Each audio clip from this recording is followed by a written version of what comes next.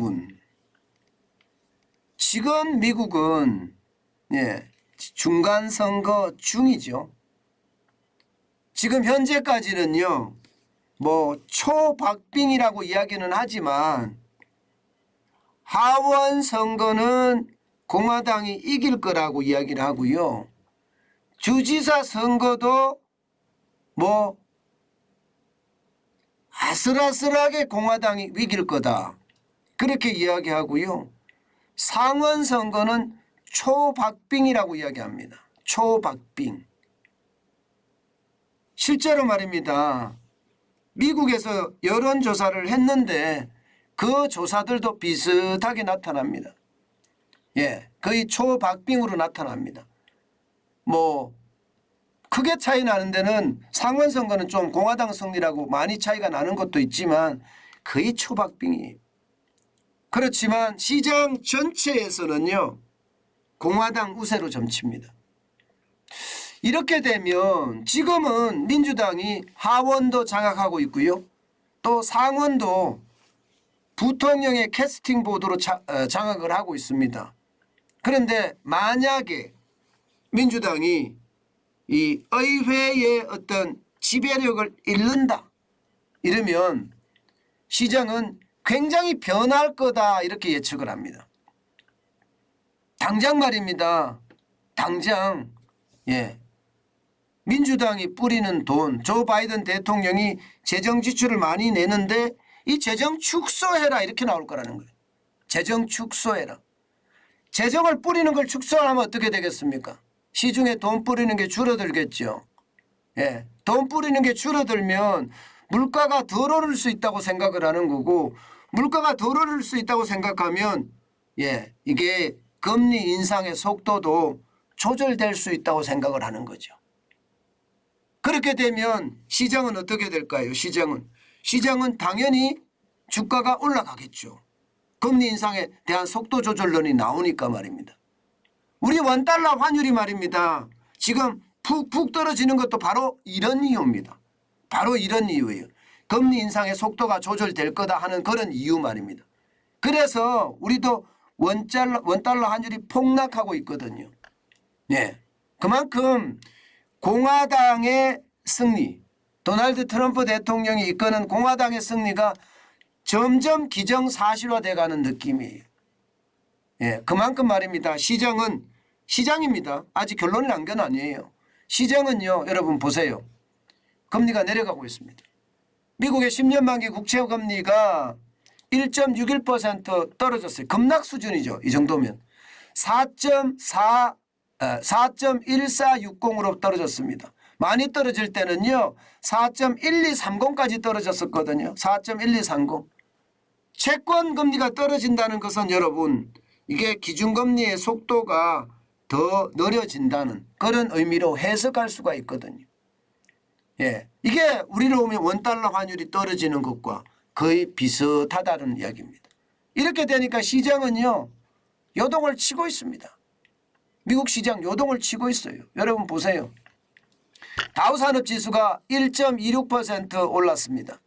414.94가 올라서 또다시 33,241.94 33,000을 회복을 했습니다. 오늘 시장을 보면 쭉 빠지다가 그죠? 오후 들어서서 다시 한번 쭉 올려가는, 마감 때까지 쭉 올려가는 그런 모습을 보였죠. 시작은 좋았습니다. 뭐 공화당의 승리가 좋다 이렇게 이야기를 했는데 가면서 공화당의 승리가 박빙이야 뭐 이런 이야기가 나오면서 민주당과 아마 그 상황이 그대로 재현된 것은 아닌가, 그렇게 지금 시장은 보입니다. 그만큼 말입니다. 시장은 공화당이 승리하는데 초점을 뒀다, 이렇게 이야기는 할 수가 있습니다. 게다가 말입니다. 나스닥 종합지수도 보면 마이너스까지 떨어졌던 것이 다시 플러스로 0.75%가 올라서 79.9포인트가 상승을 했습니다. 1644.22를 기록했고요.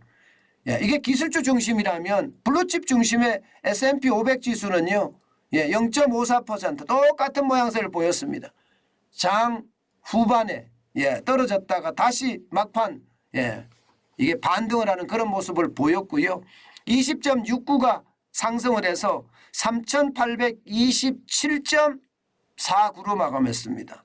이것도 마찬가지로 여러분 시장의 분위기를 그대로 반영한 거라고 보입니다. 분명한 것은요. 시장의 촉각은요. 이게 선거 결과에 아주 몰두되어 있는 것. 당연히 지금 시장은 그렇게 보입니다.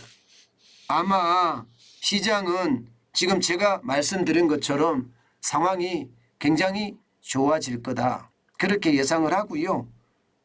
게다가 말입니다. 시장 전문가들은 당분간 미국 증시의 랠리가 계속될 거다. 이렇게 전망을 합니다. 왜냐하면 통계적으로 말입니다. 통계적으로 1950년대 이후에 중간선거가 끝나면 적어도 12개월간 평균 15%가 올랐다. 이렇게 이야기하면서 시장은 중간선거가 끝나기 때문에 아마 계속해서 랠리를 지속하지 않겠느냐, 오르지 않겠느냐 이렇게 예측을 합니다. 아마 그렇게 되면 우리 시장도 덩달아서 같이 올라갈 겁니다. 덩달아서. 이게 동조화 현상이 분명히 있거든요. 게다가 한국 시장은 지금 여러분도 알다시피 외국인들이 지금 시장을 이끌고 있잖아요. 그렇기 때문에 한국 시장도 동조화 현상이 일어날 거다 이렇게 보고요. 가장 중요한 것은요. 가장 중요한 것은 이렇게 봅니다. 가장 중요한 것은 이게 10일 날이죠. 내일인가요? 우리 시간으로 하면 내일 새벽이 내일 새벽이 아니라 모레 새벽 되나요? 10일 날이니까. 내일 새벽 되겠네요. 모레 새벽 되겠네요. 모레 새벽에 소비자 물가 지수 CPI가 발표가 됩니다. 아마 이 CPI가 8자를 또 그렸다. 8.2%, 3% 이렇게 그렸다. 아니면 7자를 그렸다. 7.7%, 8%, 9% 이렇게 그렸다. 이게 상황이 굉장히 달라질 겁니다. 8%를 그렸다면 여전히 물가가 높고 시장의 위험은 크다 이렇게 느끼는 거고요. 이게 7자를 그렸다면 이제 물가까지 떨어지네. 그러면 금리 인상의 속도 조절로는 더 힘을 받을 겁니다. 그렇다면 여러분 시장의 분위기는 굉장히 많이 달라질 거다. 당장 소비자 물가지수가 발표되는 그 시점이 전체 미국 시장도 랠리가 계속될 것인가, 한국 시장도 이게 계속 오를 것인가, 그에 대한 이야기를 계속 해주고 있다 이렇게 생각을 합니다. 그런데 여러분 저는 중요한 게요.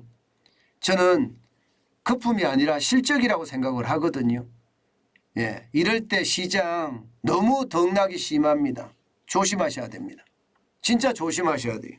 이럴 때 섣불리 시장에 들어가서 내가 시장을 주도하겠다 하는 생각을 가졌던 분이 계신다면 절대 시장을 주도할 생각은 하지 말았으면 좋겠습니다.